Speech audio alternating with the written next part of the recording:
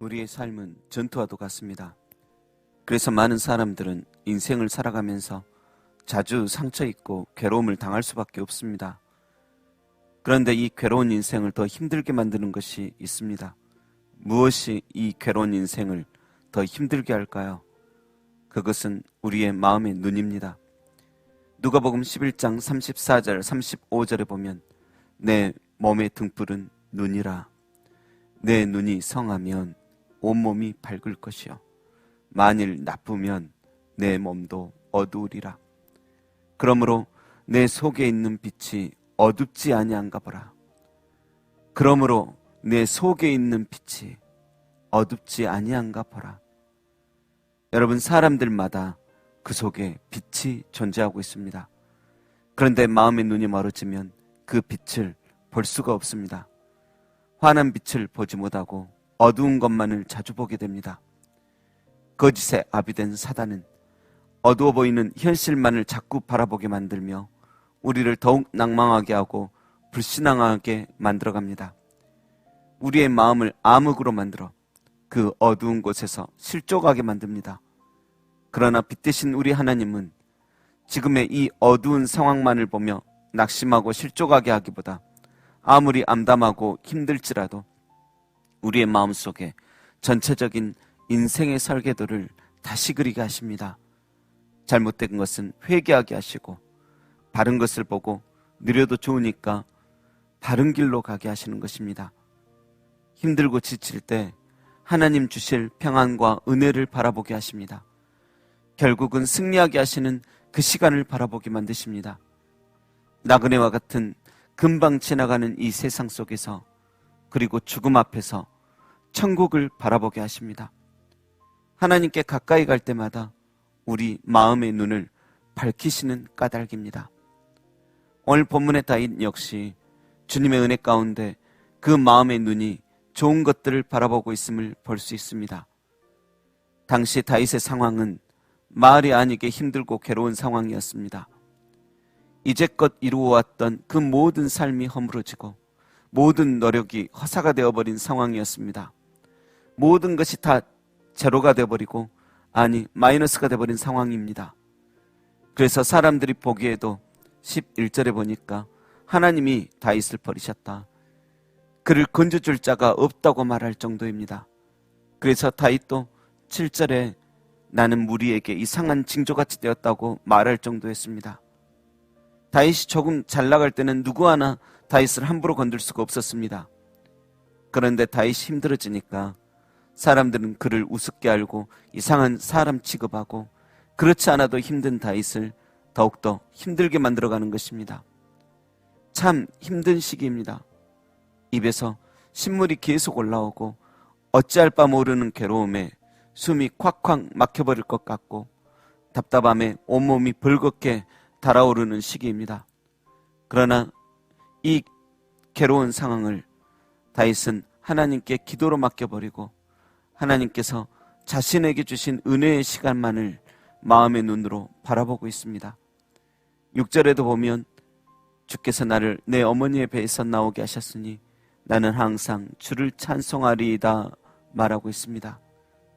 보통 많은 사람들은 너무너무 괴롭고 힘들 때 내가 왜 이 세상에 태어났나 하면서 원망하고 답답해합니다.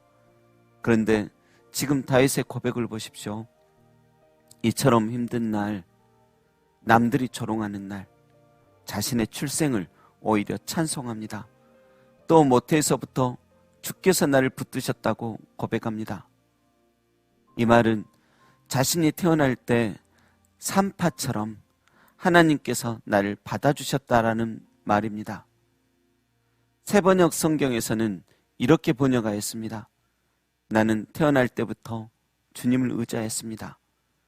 어머니 뱃속에서 나올 때 나를 받아주신 분도 바로 주님이셨기에 내가 늘 주님을 찬양합니다. 어머니 뱃속에서 나올 때 나를 받아주신 분이 바로 주님이시다.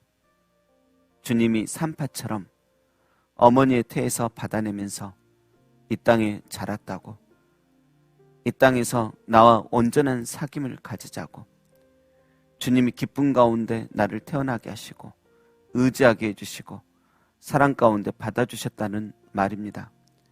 이 고백의 뜻을 달리 말한다면 내가 이 땅에 출생한 이유는 하나님이 나를 사랑하심이다 라는 말입니다. 하나님께서 나를 너무 사랑하셔서 창세전에 지으시고자 애정하셨고 그렇게도 이 세상 속에서 나를 만나고 싶어 하셔서 태어나는 그 순간에도 함께 하셨다는 말입니다. 여러분, 다윗은 지금 괴로운 상황 속에서 무엇을 생각하냐면 하나님께서 나를 사랑하고 계심을 생각하고 있습니다.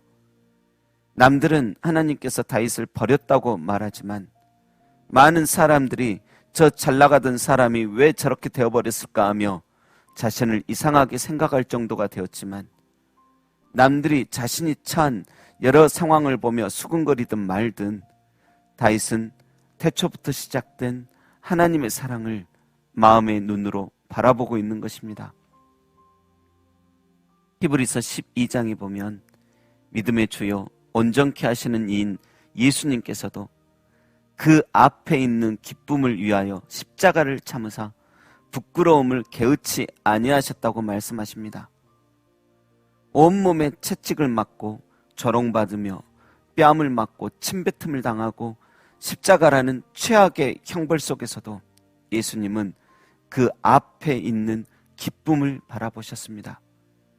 그렇게 죽어가는 것을 부끄러워하기보다 그 앞에 있는 기쁨, 성도들의 죄가 사해지고 죄 많은 이들도 이 십자가로 인해 하나님 보좌 앞에 나아갈 수 있도록 은혜의 길이 열릴 것을 보시며 그 앞에 있는 기쁨을 위하여 십자가를 참으시고 조롱당하며 모욕당하는 것은 부끄러워하지도 않으신 것입니다.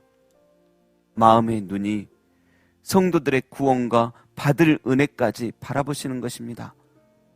성도 여러분, 때로는 우리의 삶에 권태가 오고 스트레스가 가득하고 말로 형용할 수 없는 괴로운 상황이 올지라도 우리 속에 있는 그 빛마저 어두워지지 않기를 소망합니다. 어두워졌을지라도 그 암흑 속에서 겨자씨만한 한 줄기 빛이라도 발견하게 되기를 기대합니다. 그 겨자씨앗만한 그 빛은 점점 커지고 더욱 밝아져 예수님처럼 그 앞에 있는 구원의 기쁨을 바라보며 태초전부터 날 사랑하였다고 고백하게 되는 시간을 초월한 진정한 천리안이 되시기를 주님의 이름으로 축원합니다. 기도하겠습니다. 하나님, 이 험한 세상 속에서 더욱 안 좋은 것만 바라보다 내 마음만 더 엉망되지 않게 하옵소서.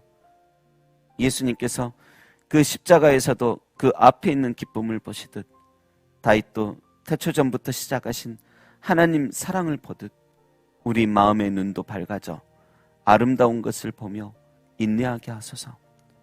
감사드리며 영혼의 눈이 실명하여 천국을 바라볼 수 없던 우리에게 안수하여 주시사 다시 마음의 눈을 밝게 뜨게 하신 예수님의 이름으로 기도합니다. 아멘.